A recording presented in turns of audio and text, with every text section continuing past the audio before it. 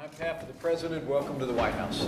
I'm truly honored to be able to welcome organizations that literally represent millions of Americans and millions of businesses back here to the White House at such a critical time in our efforts to rescue the American people from the disastrous policies of Obamacare. I'm grateful to be joined by groups ranging from the Chamber of Commerce and NFIB to Concerned Women for America, the National Taxpayers Union, American Conservative Union, Club for Growth, and the like. But thank you to each and every one of you for the way your organizations have stepped forward to make the case to the American people that we can repeal and replace Obamacare with policies that are built on freedom, that are built on state-based reform, and that will give the American people access to the world-class health care that they need and deserve.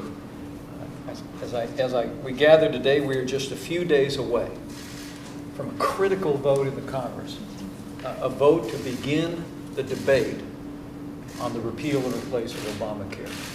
And President Trump and I are urging every member of the United States Senate to vote to begin this debate.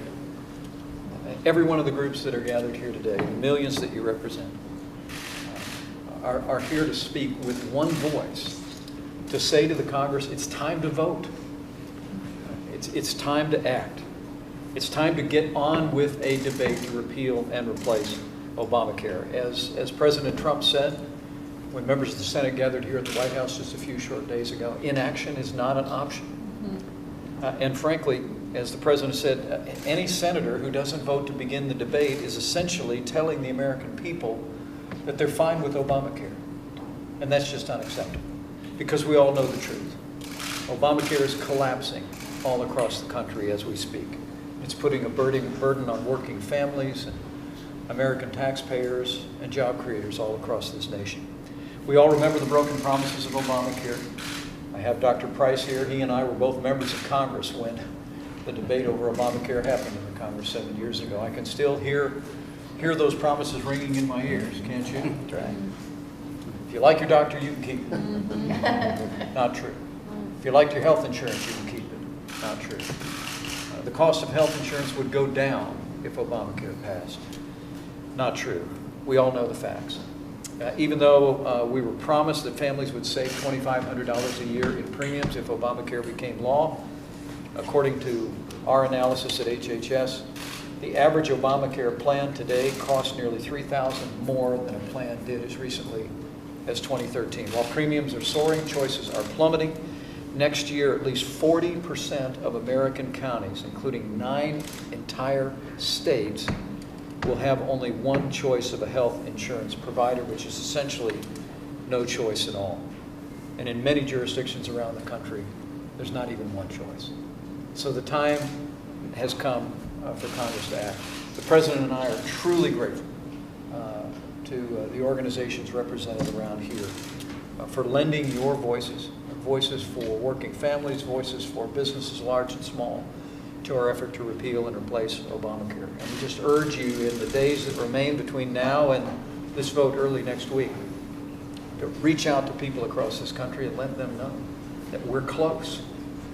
We literally are just a few votes away from beginning a debate that will repeal and replace Obamacare in the United States Senate.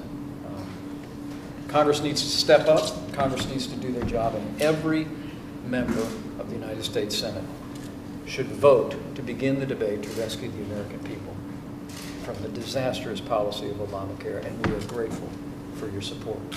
With that, I want to recognize the Secretary of Health and Human Services, Dr. Tom Price, for his thoughts on this moment. And let me just say, this is a historic moment. For 7 years, the American people have seen the broken promises of Obamacare, and we are just days away and a few short moments and just a few votes away from being able to keep a promise that every Republican in the Senate, every Republican in the House has made to the American people.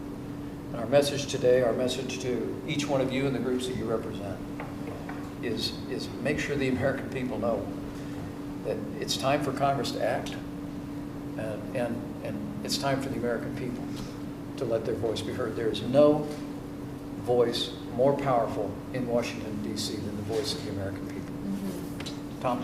Thank you, Mr. Vice President. You're right. It is an historic moment. This is an historic room, and this is an historic time for the American people and for your organization. So I just want to thank you, lend my echoing words of the Vice President, but to thank each and every one of you for the productive and positive discussion and action that you have brought about over the past number of months. Time is of the essence.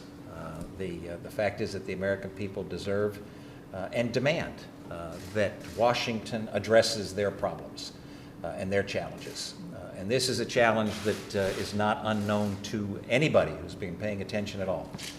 And that is that the American people desire that health care be in the hands of people, in the hands of patients and their families and doctors, not in the hands of Washington, D.C. That's what this is all about.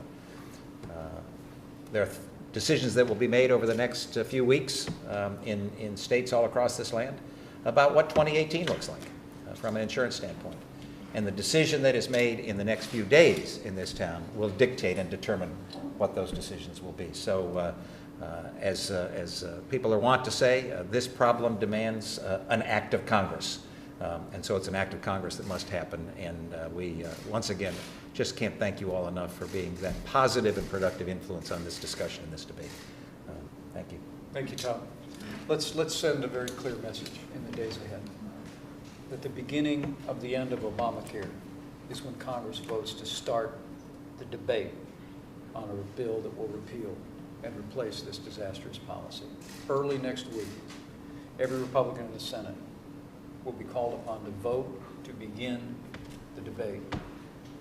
And we urge each and every one of you, in all the platforms that you have, and all the millions of Americans that you reach, to make sure every American knows that every Republican in the Senate should vote to begin the debate, because once we begin the debate, the President and I are confident, working with all of you, working with the majority of the United States Senate, that we will pass legislation out of the Senate, we will move this legislation forward, and we will rescue the American people from the disaster of Obamacare. So let's go to work. Thank you all very much.